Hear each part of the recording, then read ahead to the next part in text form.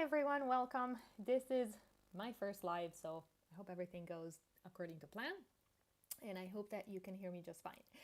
So I'm really excited. I just wanted to kind of find a way to connect, maybe a little bit more face to face, even though I can't see your faces yet, but just kind of a way to answer questions and kind of let you know what's coming and also give you a chance. Of course, always in the community tab, you can do that, but also give you a chance to maybe ask me a few questions, or if there are certain videos or certain products that you would like me to review or talk about, then that's something that we can do and we can kind of figure out as we go, because honestly, nobody has it all figured out. So as pet owners, I mean, even if we've had pets for years, we can always find that there's something new that we can do. So, okay, so the first thing that I wanted to talk to you was what's coming next. So I've been kind of getting back into the swing of things. It's been a little bit slower than I expected, but I am almost back to running full steam. So what's coming next? So I have a couple of videos on the ingredients for how to boost your pet's bowl. That I'm really excited about.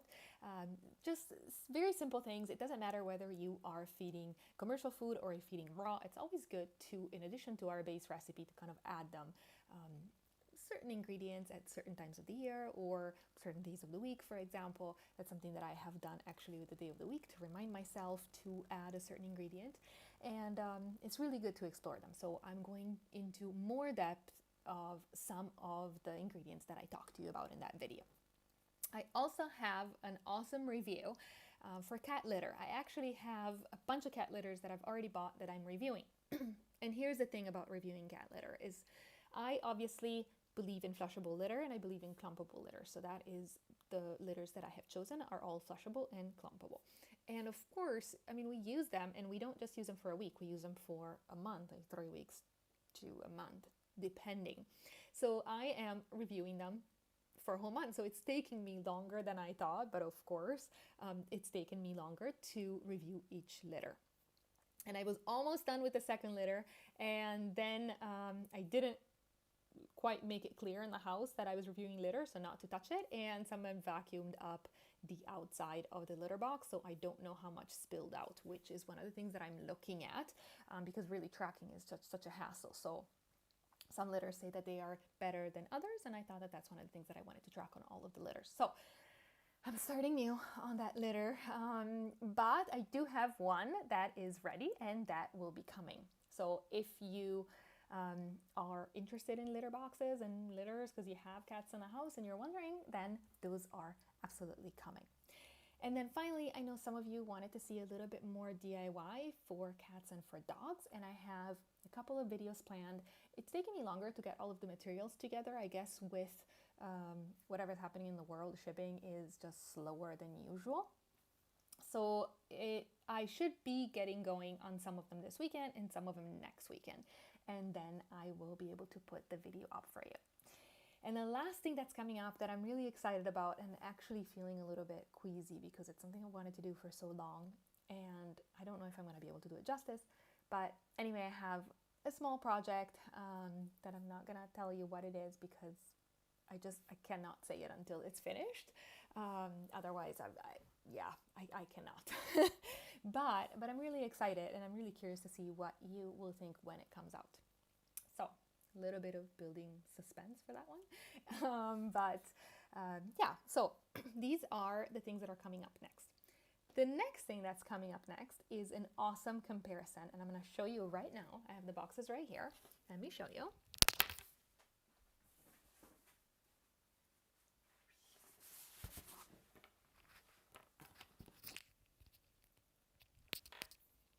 All right, so as you can see, I've got a bunch of boxes that I got, and this is what I'm reviewing next. Ta-da! So I have got basically all of the DNA tests. This is the Embark. I've got the Orivet coming up, but that's Orivet for cats. Embark is for dogs. Then I have, here, let me open it live. Let me show you.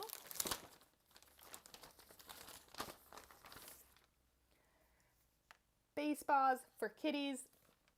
really good. They are actually Basepaws I'm really curious about because they seem to keep updating their database, and they're really, really active in trying to, get people to interact with them and collect more data. So I'm really curious to see how this one will go. And then in this huge sucker, I have some more. So I have the Wisdom, and I have the Next Gen. I have the cat DNA test, and I have one more I can't think of right now. But I basically have 4 tests for dogs and 4 tests for cats. And I'm going to be comparing all of them, all for the same cat and all for the same dog. Well, I only have one dog, so all for the same dog. And then the one that I like the best, I'm going to buy an extra and then test my other cat, of course, because that would be unfair otherwise for kitties. So I'm really curious to see several things. First of all, for dogs, I was curious about the breed thing. So I have a dog that's clearly a breed, and I'm clearly not going to tell them what she is. So I am sure that, I have her pedigree, so technically I've got like 8 generations back that she is what she is. I'm curious to see what they will say and what the results will come. And I'm really curious to compare them with each other to see if basically they're guessing or if their methods are actually good.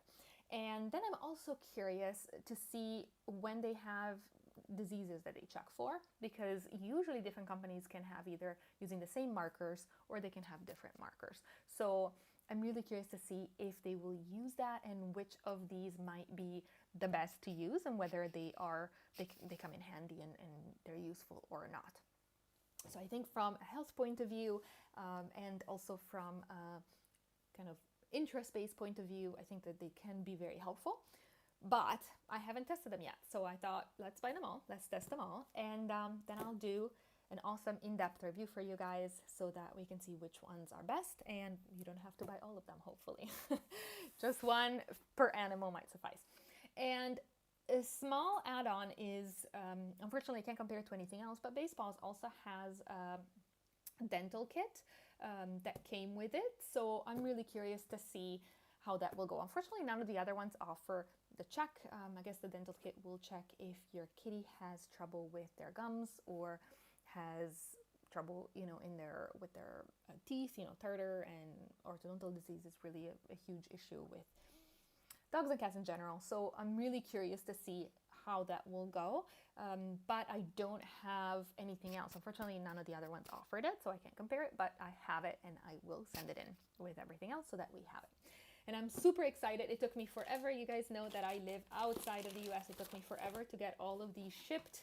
And finally, they have arrived. So that is absolutely next. It might take, because obviously I have to send them back and then wait a couple of weeks for the results to come in and compare them. So it might be, I would really like to do it before Christmas, but I'm thinking maybe it will end up being after Christmas. We will see. Let's not go crazy. But I think if we find a good one, that might be a really nice Christmas present. I'm unfortunately one of those people who likes to give my animals like useful presents instead of random presents. So, but anyway, so that is what is coming up. So I hope that you are as excited as I am. If some of the things I said you're interested in, or if you're interested in other things and you'd really like to see them, then definitely leave me a comment below. I also want to go over some of the books that have helped me. Especially as Christmas is coming, we're thinking about what to give as presents, and I have a couple of books that I'm going to give some of my cat and dog loving friends. So I'm definitely going to put that together for you as well. But if you have anything, then write me below, right below this one, so that I know what you would like to see. Okay, the next thing I wanted to answer is a few questions, because I have noticed a trend in some of the questions that you guys have been asking me. So I just wanted to go ahead and answer them all kind of a little bit longer. I try to answer all of my comments. Sometimes it takes me a couple of days, but I try to answer all of the comments that you guys leave. Especially if I get them on my phone, then definitely. They don't always come through for some reason, even on Studio. So yeah, I will, if I haven't answered yet, I am in the process of answering. But some of them could use a little bit of a longer answer. So let's see. So here's the first one. Lots on litter boxes, of course. They're such a important part and helpful part of cat ownership. So I have a 4-week-old kitten. What litter should I use? Okay, so Stephanie, I already answered you, but I will say it anyway.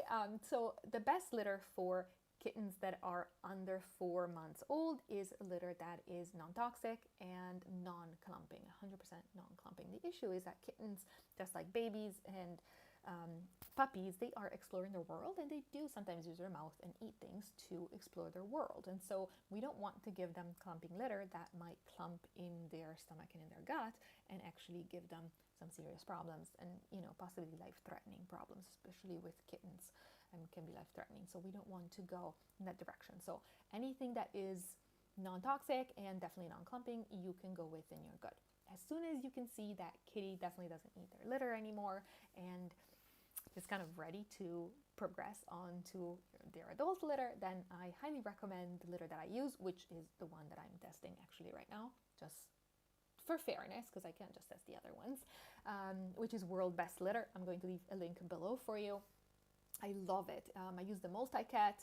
I only have 2 cats, but I love the multi-cat. It works really well. It's wonderful with smell. I mean, if you use especially the sandwich method, I mean, really, it's fantastic. And it's quite economical, which is what brought me to wanting to do actually the comparison, the litter box comparison, because I found out that I actually spend less by buying World's Best, which is actually a premium litter, so it's a little bit more expensive than my mom does buying the supermarket brand if we look at how much you spend a year. So definitely recommend it, but for kittens under 4 months old, go with something non-toxic, non-clumping. Okay, next one. Thank you so much for your video, so helpful. Listen, Kalia, thank you so much, and everybody else who has left, thank you for your videos. I really appreciate it. Thank you so much. I love doing what I do, and sometimes it's just so hard because, I mean, I do love working from home, but I feel really so alone sometimes because we don't get to interact face to face, and seeing that, you know, you guys are really enjoying the videos and they're helpful, it just makes my day every time, and it's something I just love to hear. So if you enjoy the videos, of course, you know, click the like for YouTube, blah, blah, blah, but definitely leave me a comment and tell me that it was helpful. You cannot imagine how important that is for me. It's truly awesome. Anyway, thinking about having indoor kitties, I have planned for everything but furniture. My husband is very concerned they will scratch his expensive leather chair. I plan to have plenty of posts. They will be able to go outdoors and wipe down the chair with citrus oil, which is very helpful, very, very helpful. Anything would you suggest? Is it a problem with you and your cats? So citrus oil, fantastic. They don't like it, so it can be very helpful. Also, peppermint oil is supposed to not be that loved by cats. What I would do is to just kind of not let them smell the essential oil directly. That can be really harsh for them and potentially dangerous depending on the oils that you're using. But if there is a particular scent that they don't like, then you can definitely use that. Definitely having scratches, which you already have. The issue with leather for me, so my cats are very good. They have never ruined furniture, but kitties like to run and play, and they will often like jump on and off furniture. And the problem is when they're jumping, especially when they are taking off or landing, not necessarily when they're bounding, right? But at the beginning and ending of their movement, is they'll use their claw to like stop themselves or to grip. And that is where leather furniture gets ruined. Normal furniture doesn't, because their nails actually just kind of go in and out, so they don't pull. They're not actually pulling on the furniture. They're just kind of going in and out. So it doesn't get ruined. But leather will end up with tiny, tiny little holes everywhere. And as far as I know, I also had a friend who had this problem, and she actually had that problem on an old table. It was kind of a soft wood, and it ended up getting all the little holes from kitty jumping, even though they're not supposed to go on tables, but we all know they do when we're not there. So I would either sell it or cover it, and cover it, you know, quite thickly, because obviously you want to make sure that if kitty's nails go through the cover, that they don't go to the leather. Unfortunately, that's a reality, but kitty is much better than leather chair. And even though, you know, your husband might not be so much into the cat yet, but definitely more tending towards the furniture, but as soon as kitty comes, he'll change his mind, because that's what kitties do. They change their mind. So all right, Honeycool, thank you for this lovely content. Oh, and again, thank you so much. I didn't choose them on purpose because of what they said before, and it's awesome anyway. Definitely gonna try this method. I worried later about side effects of conventional pesticides on my dog. Oh yeah, this is for the amber necklace. I was going to ask, where did you purchase your amber collar from? Okay, so I purchased mine in jewelry here in Germany because I actually discovered it when I was on vacation here in Germany over 5 years ago. I will leave a link below to the amber collars that I would buy today. They are on Etsy. You can definitely also find them on Amazon. So if you prefer Amazon, I'll leave both links down there for you. If I were to buy a new one today, that's the one I would buy. In any case, it's buy a little bit bigger than you think that your dog needs. I mean, not so big that it will totally slip out of over their head, but definitely bigger. I noticed with Iberia, I wish I would have bought the bigger size, so I might end up buying one of these two that I'm suggesting so that I can have a little bit of a bigger one. But yeah, they're fantastic. I've used the same one. I know that people want to recharge them, say to only use them for a year. Honestly, I've had mine for, well, now 5 years, and we've used it every summer in the water, in the sun, in the rain, in whatever, in the mud. It's perfectly fine, and it's been working great since, so I cannot recommend it more. All right, this is fantastic. Jackson Galaxy would be so mad at this video. That is for my Litterbox 2.0 or my Scandi design video. And I know. And I wanted to say, I picked this comment because I wanted to say this. I've said it several times. So I do believe that Jackson Galaxy, first of all, he's very good at what he does, and he definitely knows what he knows. And I watch all of his shows because I think that he's somebody who has observed cats and learned from cats. So I really appreciate his knowledge. And I do believe, like he does, that an open litter box is better. So if you have that option, then that's fantastic. I have always used an open litter box like the ones that you see in my videos, the plastic tub, and it always has high sides because my kitties really like to dig. So they'll do some litterscaping, quite severe. I mean, they really it's mountains in there. So otherwise I find everything out and it's just a hassle. So I just make sure that I have it really high. And it used to be open. I used to just have a door, but then they could jump in and out, which they often do or did. The problem is I found Iberia, my little dog, eating not only cat poo, which is not the best. I don't know why they love it. It's not the best, but okay, fine. But she would also munch on litter, and quite a bit. Now my litter, the world's best litter, is corn-based, and so it's non-toxic, but it worried me because it's clumpable.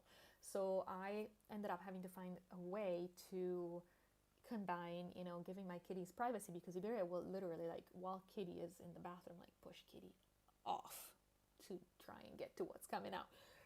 So kitties needed not necessarily privacy from us, but like privacy from her. And so this is where I came up with, something that would kind of give us both a little bit of, not all three of us actually, a little bit of, privacy and protection for Iberia, for the cats, and, it also makes it easier for me to clean. So, but obviously I don't recommend it for anyone who has either, if you've just moved. So when we moved, we didn't have the system, we had it open, and I just made sure to really pay attention to Iberia, never leave her alone with kitties or with litter box, to make sure that she wouldn't eat it. But we just moved, so kitties just needed to really settle down first. So it was an open litter box for a couple of weeks. And obviously new cats or introducing new cats to a house, anytime where something enclosed might be a problem, then definitely that's not a good option. Okay, next. Whoops. Making a mess here. Okay, where can I purchase similar litter box used in your video? My litter box is basically just a Samla box from IKEA. It's one of the transparent ones. I show you in my Litterbox 2.0 video, I show you how to make it, or how I make it. In my old apartment in Italy, I actually had a gas stove, so I basically just used a carpet cutter and heat up the blade and cut through it. It was actually easier than what I'm showing you here, but I didn't have an open flame here other than like the little lighter, and it just wasn't gonna work with the lighter. So I ended up using a Dremel to cut the hole, but it's fantastic. It's really, I mean, the plastic is pretty good. I don't love plastic, but it works really well. It cleans easily, and mine doesn't smell. We've used one of the litter boxes, we actually emptied it, cleaned it, and used it as a moving box because it didn't smell. So highly recommend it. Where do you buy your meat? From a butcher or specialized pet raw food seller? Okay, so when I first started feeding raw, we're talking way back in 2008. 2008. There was very little out there for raw feeders, especially here in Europe, but definitely very little anywhere. I just moved to Europe, and so I actually started with the pre-made mix with the Fellini TC or Instinct. I'm sorry, not the Fellini, the Instinct TC. And then I went to the supermarket and I bought meat there, and I started with chicken and turkey, and then I had chicken liver that I mixed in because I prefer to put the whole ingredients instead of buying the powder already pre-made. And then from there, then I eventually expanded to buying more meats, and I found one supplier, which happens to be one of my main suppliers still, from Germany, that shipped to Italy. So they were specific, but I then did basically a 50-50. So what I couldn't find in a store, I would buy from the supplier, and otherwise I would go to the store. Europe has really small apartments and really small fridges and very, very tiny freezers. So I couldn't buy that much. It really depends. Honestly, now I just have online suppliers. When I first moved to Germany, I could hardly speak German. So I just relied on my trusty supplier, and I've been kind of expanding. And I just started looking now that I've stopped moving around within Germany. I've actually looked at some of my local shops to see what they offer, and I'm trying to look around to see some of the farms, the local butchers, if I can find good quality meat through them. Usually you will find suppliers have lower cost meat, clearly, but sometimes it also means lower quality, so you kind of have to balance it. But it's good to have a lot of variety. So I actually try, my animals are very sensitive, so I can only feed some meats, unfortunately. So I try to maybe I feed a lot of rabbit, but I now have like 3 different suppliers that get rabbits in 3 different places, so that they're raised differently. And yes, they will have some of the same values, but they also will have different nutrients and vitamins and minerals in them because of the way they were raised and what they were eating and everything. So I'm trying to give them variety that way.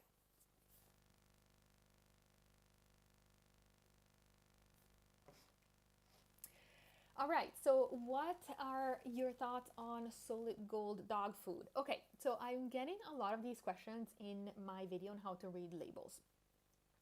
My thoughts are that the best you can do for your animal is to give them whole foods, and that means feeding raw. That might not be for everyone. It might also be that switching from kibble to raw might be really challenging. It took me 1 year to switch Iberia over to raw, so I understand that it can be challenging, especially if you don't know what you're doing. So I understand that. But if I have to recommend a food, then that's what I'm going to recommend.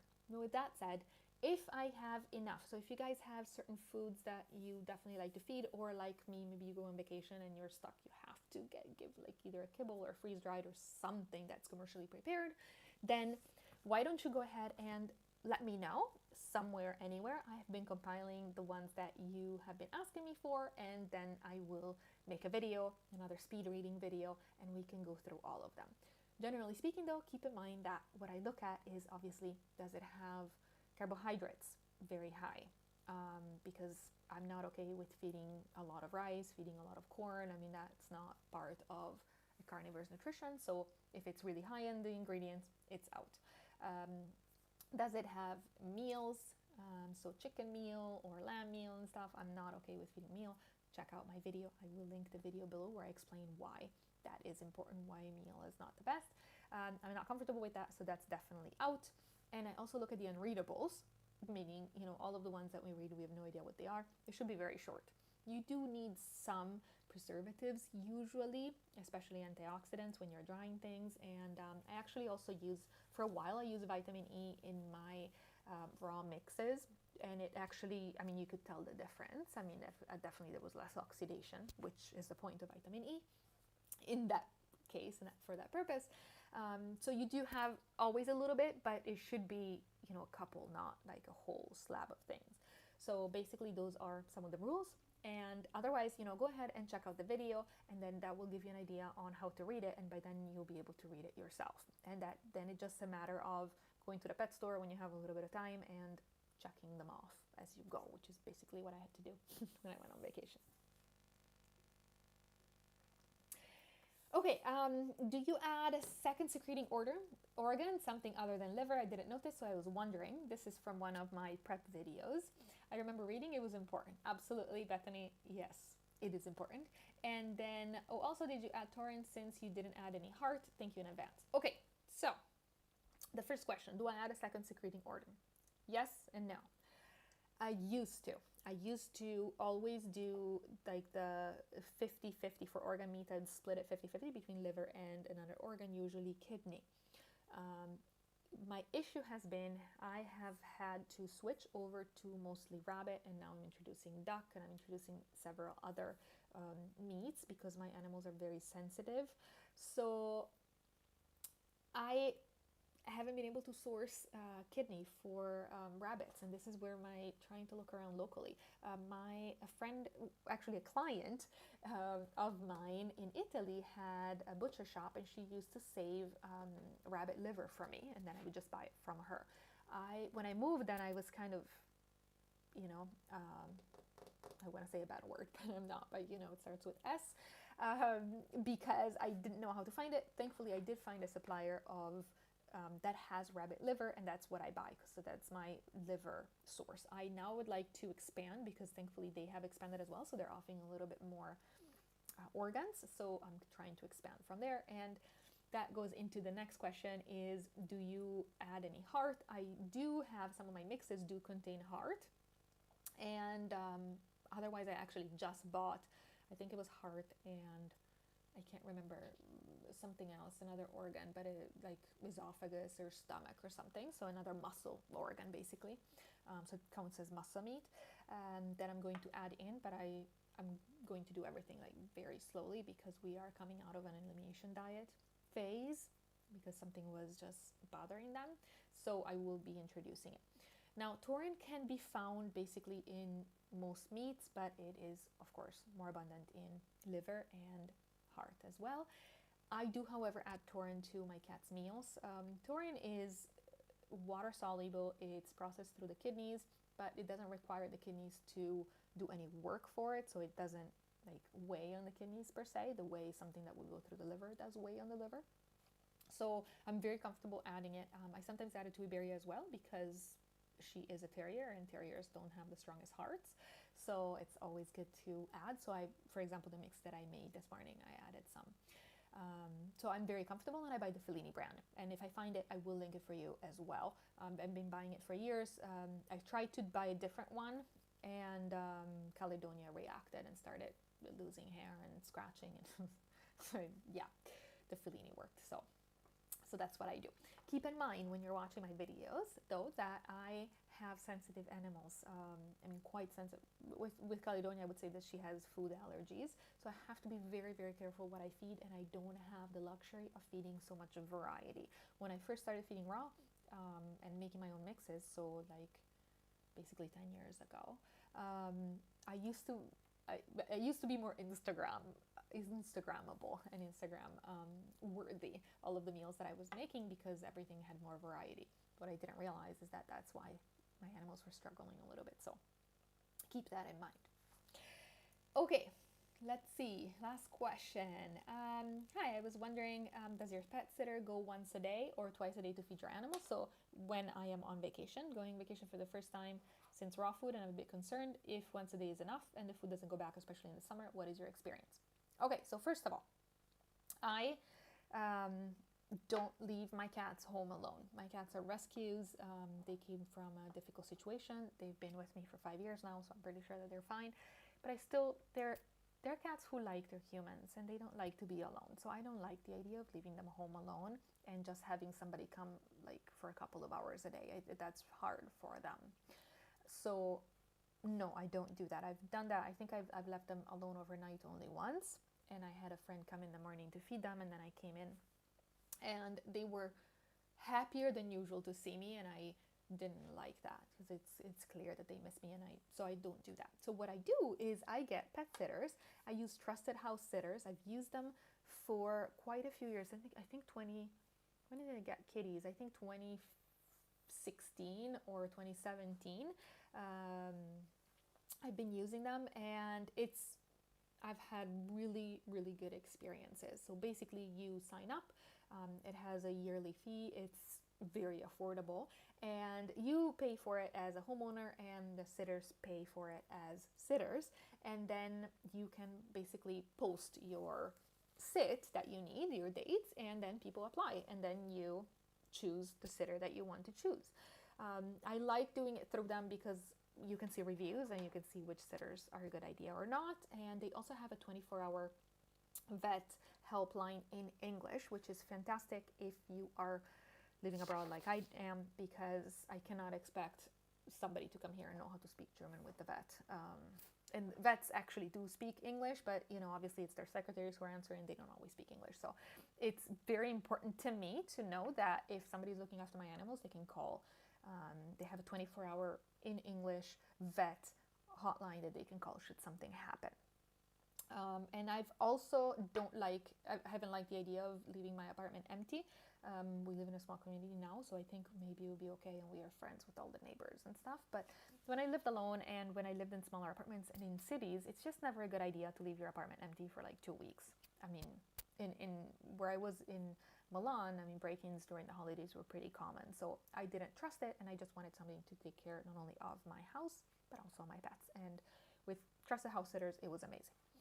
The other thing that you're asking me here is how often do they feed them? Okay, so basically they feed them twice a day, and I don't leave food out.